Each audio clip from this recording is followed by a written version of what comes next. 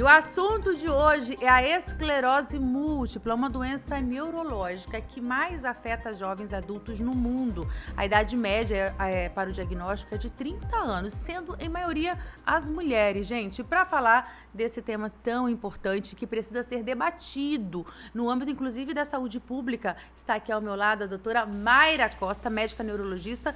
Doutora, bom dia. Um assunto, inclusive, que tem se falado bastante ultimamente, né? Mas ainda falta informação. Sim. Bom dia, Juliana. Bom dia a todos os telespectadores. Mais uma vez, estamos aqui para trazer essa informação. As informações são bastante, prioritárias quando a gente fala de prevenção, necessárias. Vamos explicar então, doutora, para começar essa nossa conversa, o que é a esclerose múltipla e como que ela afeta a vida dessa pessoa que recebe o diagnóstico? Então, a esclerose múltipla ela não tem uma origem, de determinada. É isso que causa esclerose múltipla? Não. Hoje se fala mais na questão como quase uma autoimune, é muito ligado à questão do nosso sistema imunológico, quando você fala na questão, dos anticorpos e tudo, mas não é, é uma doença autoimune e pronto. Não é só isso, tá?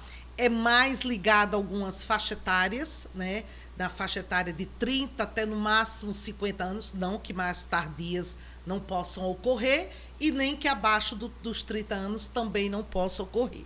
Pode sim, mas são mais raras. Muito relacionada às mulheres, são mais, estatisticamente as mulheres são mais acometidas do que os homens, E eu vou dizer assim, quando você fala de raça, de etnia, mais na questão europeia, mais ligado à raça branca, nesse sentido. Algumas cidades europeias, aí eu não vou dizer agora com propriedade, na Itália e tudo, tem uma percentagem, digamos, maior. Então, geralmente, você pergunta, se a pessoa tem essa hereditariedade, vamos dizer assim, quando você fala na questão da etnia, da raça. É possível a gente falar sobre prevenção? Já que as causas não são tão claras assim, como que a gente faz para prevenir? Não tem essa questão de, vou fazer isso porque eu posso prevenir não ter esclerose múltipla, não. É lógico que, como qualquer doença, quando você fala do seu sistema autoimune, tudo que você fala, a questão da nutrição, do bom sono, atividade física, você está cuidando do seu corpo e, então, teoricamente, aquele corpo funcionar melhor. Inclusive, do ponto de vista imunológico, para qualquer doença. Tá? Ou seja, a qualidade de vida aqui também faz total diferença. Sim. Mas não tem aquela especificidade em relação à esclerose múltipla, não.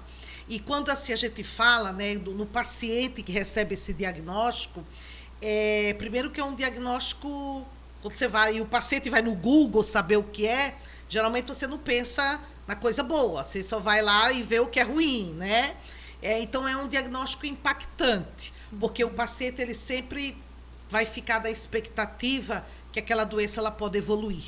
Então cria-se uma ansiedade muito grande no paciente. Isso já pode ser um problema também, a gente já fala mais sobre isso, porque agora a gente tem uma dúvida da população. Quem traz essa pergunta, doutora, é a Neuci Fontani.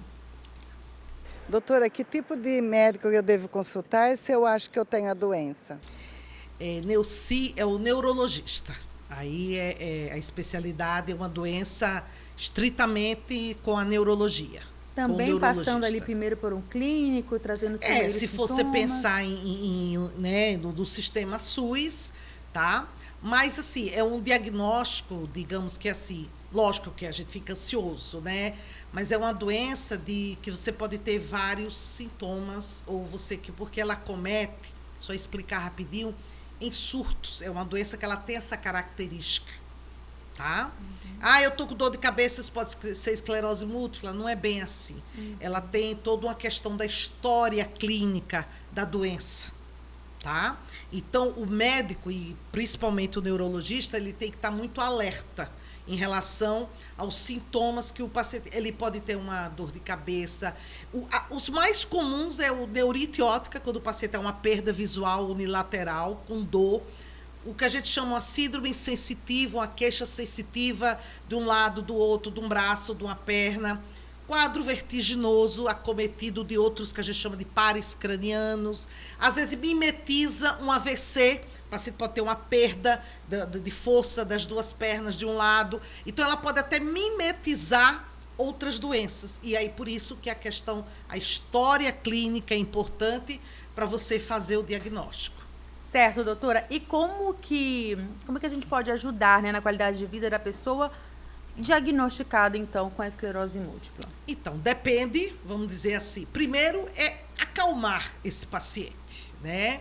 Dizer que tem tratamento, que ela ou ele não tem que ficar pensando no pior, que é justamente o tratamento é justamente para isso, para a doença não evoluir, não ter outros surtos, ao ponto da pessoa ficar incapacitada, tá? Que depende da gravidade da doença. Então, o primeiro ponto é acalmar esse paciente, dizer que ele tem que fazer o tratamento, né, medicamentoso e ser acompanhado, não relaxar, né, justamente para não ter outros surtos. Então, é acalmar o paciente.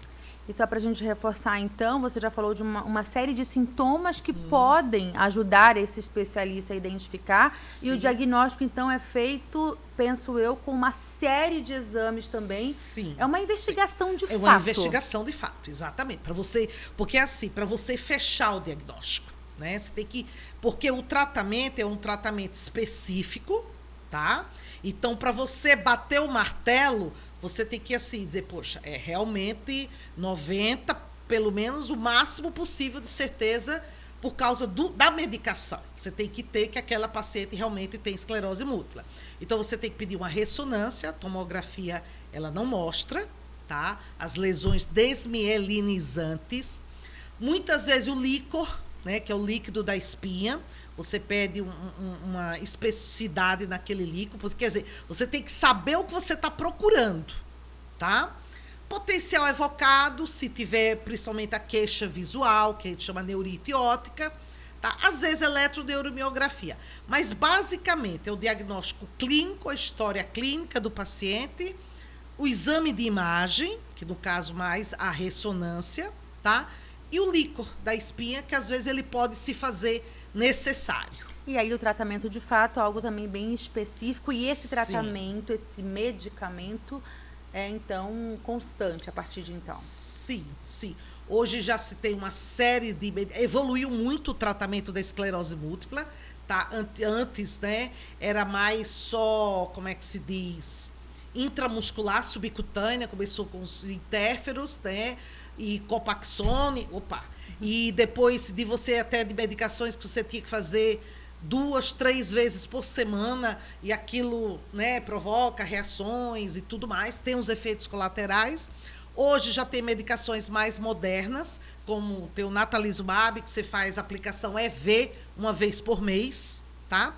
E tem até o tratamento via oral, tá? Que é o Figolimod, que você pode usar um comprimido todo dia. Mas isso você tem que ver, vou chamar assim, se a doença está sendo agressiva, quantas lesões ou quantos surtos o paciente já teve, né? Então, você faz um estudo também para você ver qual a melhor medicação, vamos dizer assim, para aquela paciente ou aquele paciente. Tá certo, doutora Mayra. Conversei mais uma vez com a doutora Mayra Costa, médica neurologista, hoje falando sobre esclerose múltipla, um assunto extremamente importante que, como ela mesma diz, a informação é muito importante também nesse sentido. Doutora, muito obrigada. A gente se vê na quarta que vem. Obrigada, com certeza. Estarei aqui.